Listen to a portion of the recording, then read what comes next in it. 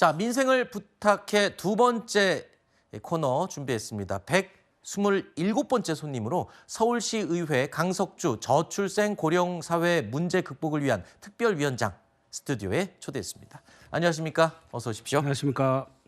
자, 서울시의원 전반기에는 보건복지위원장을 역임하셨고요. 그랬습니다. 자, 그리고 후반부에는 첫 의정 활동으로 지금 이게 굉장히 깁니다. 저출생 고령사회 문제 극복을 위한 특별위원회 출범을 시켰습니다. 자, 가장 큰 취지가 뭡니까? 이 특별위원회. 작년 6월에 정부가 그 2024년 저출산 고령사회위원회 회의에서 인구 국가 비상사태를 선언했습니다. 그래서 서울시는 막대한 예산을 투입하고 또 정책을 펴는데도 불구하고 2024년 합계 출산율이 약 0.055%였었는데요.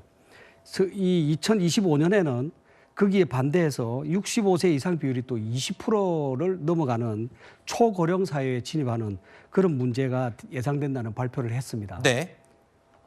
그래서 그 저출생과 고령화는 단순한 인구 문제를 넘어서 도시의 지속 가능성에 대한 경제적 활력을 담보하는 핵심 과제이기도 하기 때문에 이번에 이 특별회 구성은 저출생과 고령사회에 관한 서울시의 정책을 의회 차원에서 종합적이고 다각한 그런 점검과 실효성 있는 정책을 발굴해서 서울시의 미래를 선도하는 그런 중요한 출발점이 되고자 발족을 했습니다.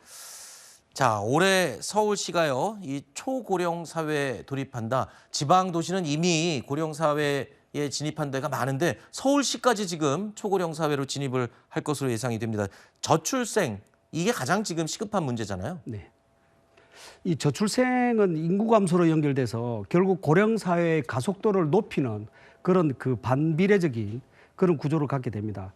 인구 감소는 국가 경쟁력에서 그 영향을 굉장히 크게 미치기 때문에 네. 지속 가능한 사회 도시 구현을 위해서 저출생과 고령 사회에 대한 고민과 대응이 강력히 필요하다는 그런 그 여러 사람들의 그런 그 생각을 가지고 있습니다. 네.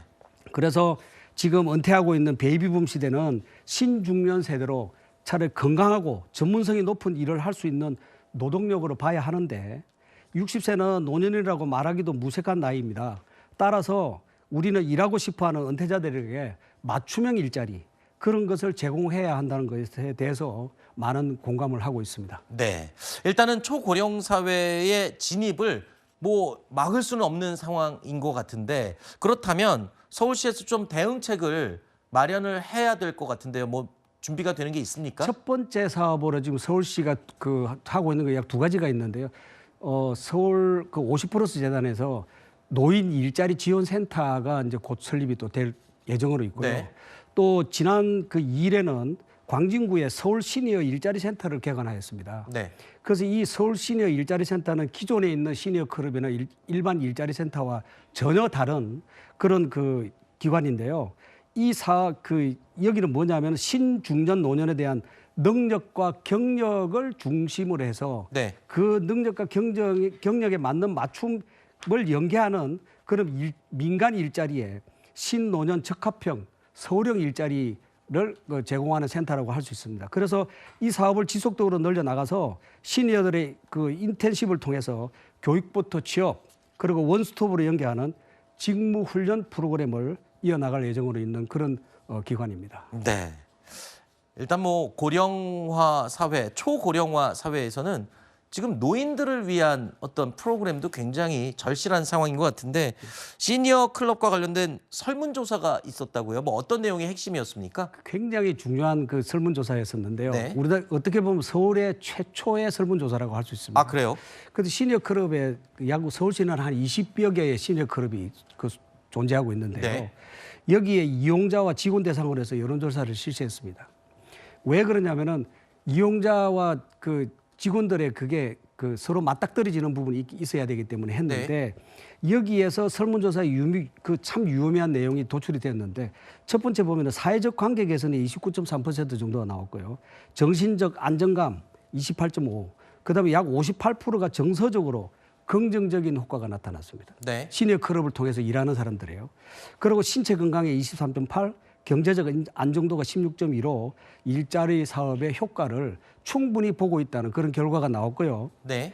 다만 일자리에 다양한 그 일자리를 원하는 응답자가 약 50%인데 그 근무 환경 개선을 원하는 응답자도 42% 요렇게 정도가 지금 나왔다.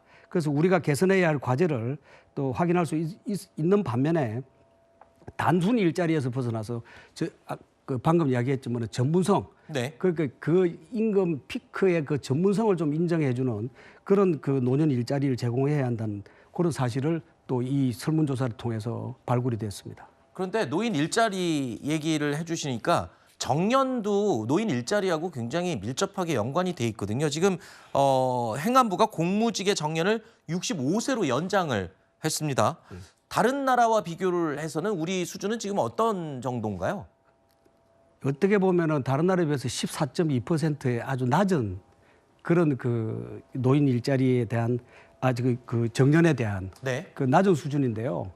지금 현재 65세는 노인이 아니라고 이야기를 많이 하고 있습니다. 그래서 OECD 평균이 14.2%에 우리가 3배가 그 노인 빈곤율이 있는데 노인 빈곤율이 예, OECD에 비해서 우리가 3배가 높다. 3배가 이제 높습니다. 네. 그런데 노인의 빈곤 문제 해결 방안으로서 정년 연장에 대해서 심도 있는 이제 그 이야기가 나오고 있는데요. 네. 고령사회 국가 중에서 주요 국가들에 보면 일본은 1998년도에 이미 60세 이상 정년 의무화를 시행하고 2000년도에도 65세까지 고용 그 확보율을 지금 유지하고 있고요.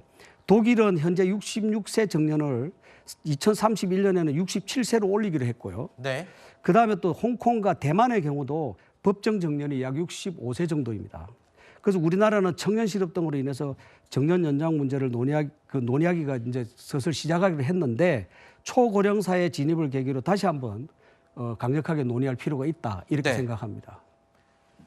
지난해 어떤 특별한 토론회가 또 열렸다고 하는데 이게 지속 가능한 노인 일자리 관련해서 토론회가 열렸다고요. 여기서 뭐 어떤 내용이 핵심적으로 논의가 됐습니까? 저출생에 맞춰서 이 고령화 그 일자리 문제가 굉장히 중요하다 해서 우리가 일본에 있는 그 니세이 기초연구소에 있는 김명중 수석연구원을 우리 한국으로 초대해가지고 저출생 고령화 문제 해결에 대한 사례, 정년 연장 제도가 제도와 그다음에 계속 고용 제도에 대해서 발표를 했는데 일본에서는 정년 연장 제도 및 계속 고용 제도 등 다양한 형태로 정년 이후에 계속 일할 수 있는 제도를 기업과 근로자들이 환경에 맞게 선택할 수 있는 그런 그 폭을 이렇게 넓혀주고 있다. 네. 그래서 우리나라에서도 획일된 정년 연장이 아닌 다양한 정년 연장에 대해서 논의할 필요가 있다 하는 그런 그 토론회에서 결과가 나왔습니다. 네.